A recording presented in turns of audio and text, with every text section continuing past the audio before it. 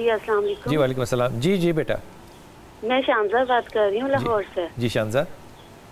سر بات یہ ہے کہ میری شادی کو 8 سال ہو گئے ہیں. ماشاءاللہ.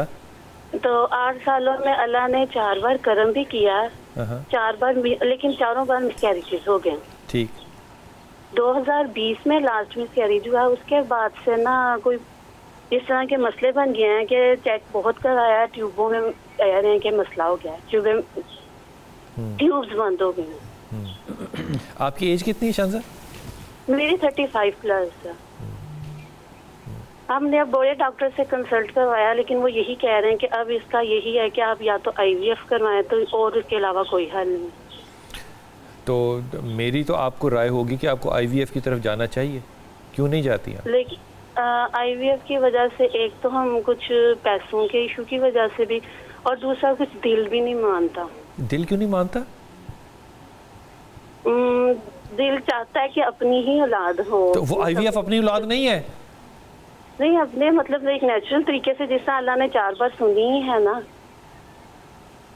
یا میرے مولا تم کس طرح کی بات کرتی ہو؟ IVF ایک بالکل شرعی طریقہ علاج ہے، اپنی ہی اولاد ہے وہ. اس بات کے اوپر تم اتنی اپنی عمر ضائع کر رہی ہو تو چانسز کم کر رہی ہو نا. چانسز پہلے بھی انہوں نے کہا کہ کم ہے، بہت کم ہے. بہت کم ہے. کوئی جی لیکن لینا تو چاہیے نا، ایک چانس تو لینا چاہیے کہ نہیں؟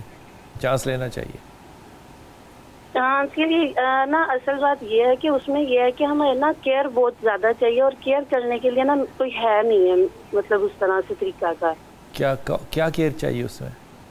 کہ انہوں بالکل سٹیپ نہیں چڑھنا، بالکل بیڈ پہ رہنا. میں نے کنسلٹ بڑے ڈاکٹرز کے ساتھ کیا، ڈاکٹر ارشد چوہان سے بھی، ادھر امین لطیف بھی، بہت ڈاکٹرز کے پاس ہم گئے ہیں.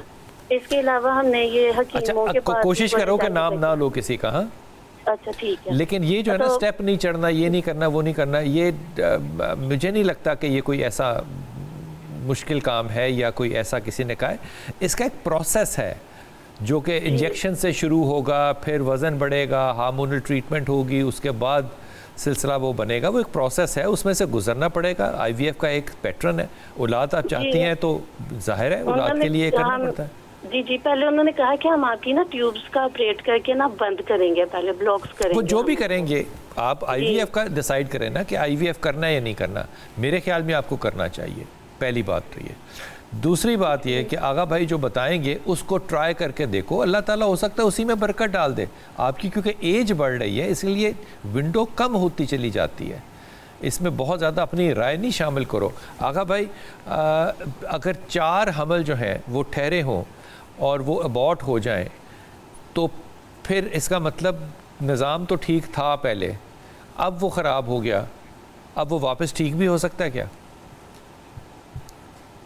دیکھیے میں عرض کروں گا کہ امام صادق علیہ محمد فرماتے ہیں کہ اگر کلونجی حاملہ عورت کھا لے، اب یہ چاہے وہ اچار کی زیادہ تر خواتین شوقین ہوتی ہیں، اچار میں کلونجی ہوتی ہے، اگر کلونجی کو حاملہ خواتین کھائیں تو حمل جو ہے گر جاتا ہے، چاہے زندہ ہو بچہ چاہے مردہ ہو وہ ضائع ہو جاتا ہے. کلونجی نہیں کھانی چاہیے، ہرگز نہیں کھانا چاہیے. بہت ساری بچیوں کو جو میرے پاس آئیں اور انہوں نے کہا 3 حمل گر گئے، 4 حمل گر گئے، تو میں نے ان سے پہلا سوال پوچھا کیا آپ کلونجی کھاتی ہیں؟ بولے اچار بہت شوق سے کھاتے ہیں. میں نے کہا اچار بند کر دیں اگر بچہ چاہتی ہیں. جیسے ہی اس بچی نے اچار کھانا بند کیا، چونکہ کلونجی کھانا بند کی، حمل بالکل بھی نہیں گرا اور حمل 9 مہینے کے بعد اس کو خوبصورت بچے سے اللہ نے نوازا ہے. تو اس بات کو یاد رکھیں کہ کلونجی کو 9 مہینے تک نہ کھائیں.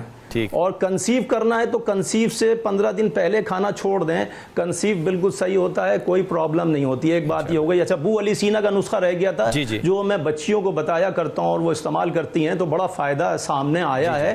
ضروری نہیں ہے سب کو آ جائے، لیکن میرے تجربے میں کہ 70-80% بچیوں کو اس میں کامیابی اللہ نے دی ہے. اچھا دیکھیے وہ بو علی سینا کا نسخہ وہ یہ ہے کہ وہ فرماتے ہیں کہ فلفل دراز لے لیجئے اور ناگیسر لے لیجئے اور تیسری چیز ہے سونٹھ لے لیجئے اور چوتھی چیز ہے گول مرچ لے لیجئے. یہ چاروں چیزوں کو ہم وزن لے لیجئے. مثال کے طور پہ ایک چھٹانک چاروں چیزیں لے لیں اور اس کو گرائنڈر میں رکھ کے پیس لیں. اور جب گرائنڈر میں پیس لیا ہے پھر اس کا صفوف جو بن گیا ہے اس صفوف کو تھوڑے سے گائے کے گھی میں گائے کا گھی ہو भैंस का ना हो, गाय के दूध से जो घी हासिल होता है, ये गाय की चर्बी गोश्त से अलग करके उसका घी नहीं बनाइए। बहुत से लोग क्या करते हैं नादानी में, वो चर्बी अलग करके पिघला के बोलते घी बन गया। घी नहीं बना, घी दूध से हासिल होता है। जो दूध से घी हासिल हो उस गाय के घी में उसको मिक्स करके माजून बन जाएगा। एक आधे चमचे से शुरू करें और एक हफ्ते के बाद आधे चमचे से थोड़ा सा ज़्यादा। वो बच्ची रोज़ाना दिन भर में एक दफ़ा चाट कर उसको और पानी थोड़ा सा पी ले, तो मैंने देखा है कि महीने 2 महीने में बच्चियों की ये जो सिस्ट की प्रॉब्लम है, ये जो बांझपन की प्रॉब्लम है, ये बासानी दूर हो जाया करती है। इसके अलावा वो जो मैंने एक नुस्खा इमाम रज़ा अलैहिस्सलाम का अभी आपकी खिदमत में अर्ज़ किया कि फ़िरोज़े की अंगुश्तरी पे बिस्मिल्लाहिर्रहमानिर्रहीम रब्ब ला तज़रनी फ़र्दों व अंता खैरुल वारिसीन कुंदा करा के और जुमेरात के दिन सुबह में पहना जाए। मैंने अपने तजर्बे में देखा है, अपनी ज़िंदगी में देखा है कि बहुत सारी बच्चियों का मसला ये हल हुआ है, चूंकि नातिक़ कुरान ने फरमाया है। किसी आम मैं वक्फे पे जाऊंगा आगा भाई, वापस आऊंगा, लेकिन वक्फे पे जाने से पहले मैं ये बात आप सबसे कह दूं कि ये जो मेरी बहन बात कर रही थी कि IVF पे हमारा जो है वो रिजर्वेशंस है। IVF बुनियादी तौर पे हर तरह से शरई फतवे भी इस पे मौजूद हैं और जो प्रोसेस है वो भी बिल्कुल जायज़ और हलाल है। इसलिए कुछ ज़्यादा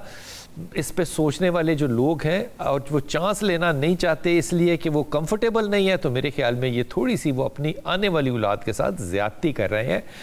ब्रैकेट बहुत एज की इंपॉर्टेंट होती है, फीमेल की ख़ास तौर पे 30 के बाद डिक्लाइन आ जाता है एग्स का क्वांटिटी के अंदर और एग्स की क्वालिटी के अंदर। इसलिए मैं बहुत एहतियात के साथ अपनी बच्चियों को ये कहूँगा कि अगर IVF डॉक्टर ने सजेस्ट किया है तो सीरियस लें, उसको रिलीजियस कंसर्न मत बनाएं, क्योंकि तमाम उलमा पाकिस्तान के इस बात में मुत्तफ़िक हैं और ये बात सदियों पहले डिसाइड हो चुकी है कि निज़ाम ठीक है और बिल्कुल इस्लाम के असूलों के ऐन मुताबिक है।